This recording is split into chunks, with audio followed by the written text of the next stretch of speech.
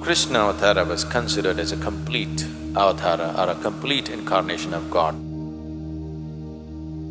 The consciousness that we refer to as Krishna, if we have to be touched by this, we need Leela. Leela does not mean just dancing with somebody. You're willing to dance with death, you're willing to dance with life.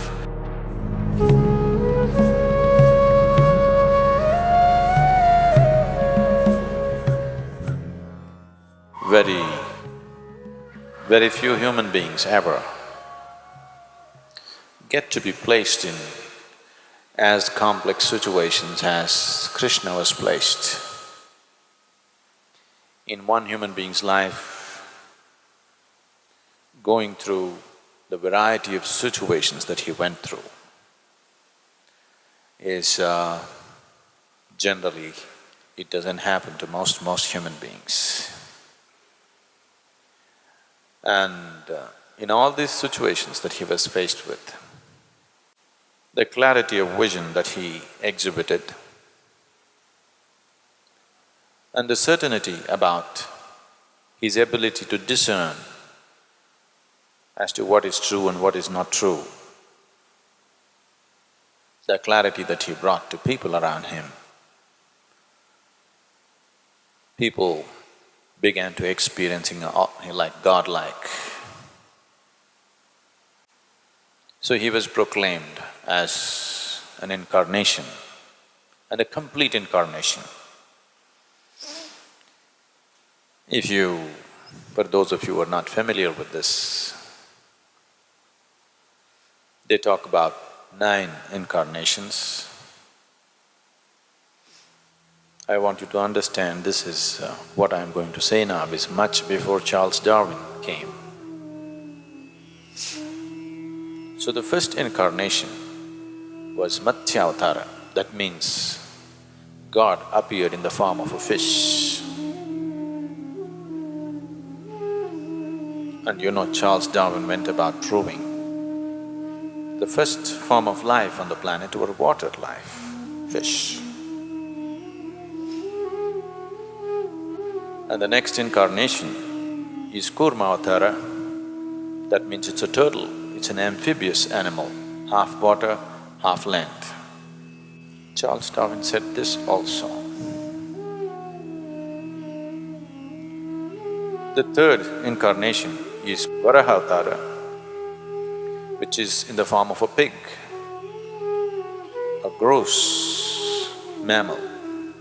And the fourth incarnation is Narasimhavatara, that is half man and half animal. The next one is Vamanavatara, a dwarf, human form but a dwarf. The next one is Parashurama, a full-grown man but an extremely violent man, a great fighter. We will meet him shortly here also. Krishna meets him, so he's still alive. So Parashurama is a fighting man. He even lopped off the head of his own mother, a very violent man. The next one is Ramavatara, a very peaceful one, but very unidimensional kind of man.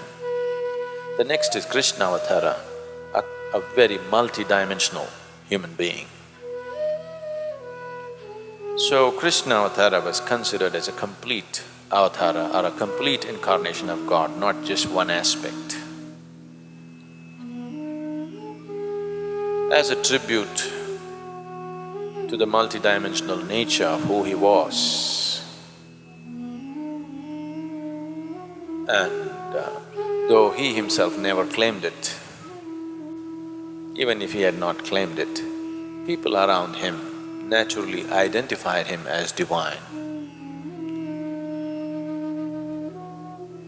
In this identification that people attached to him,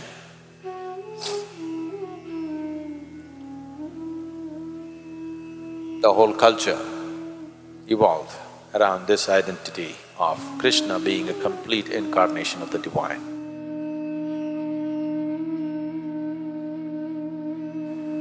When we say Krishna, the essence of who he is,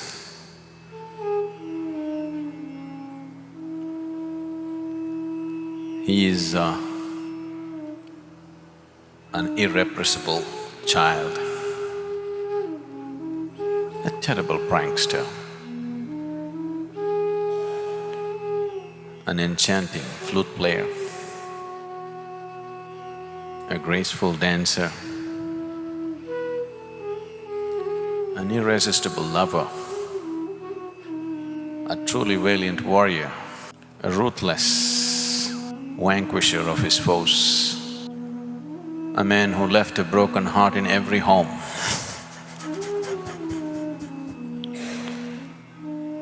an astute statesman and kingmaker,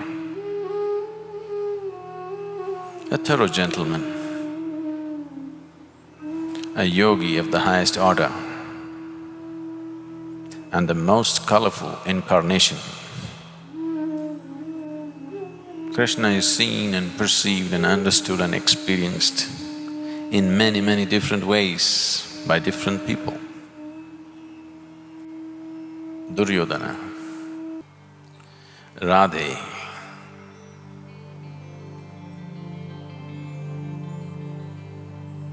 his childhood lover, a milkmaid, a simple woman of the village. But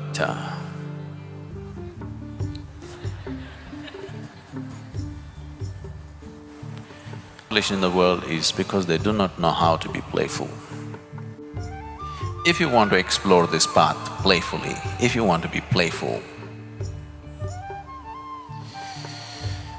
you need a heart full of love, a joyful mind, and a vibrant body. Otherwise, there's no leela. If one has to explore the most profound dimensions of life in a playful way, they must be willing to play with their awareness, with their imagination, with their memory, with their life, with their death. They're willing to play with everything, only then Leela. Leela does not mean just dancing with somebody. You're willing to dance with death, you're willing to dance with life, you're willing to dance with your enemy, you're willing to dance with the one whom you love. You're willing to dance the last moment of your death. Only then there is Leela.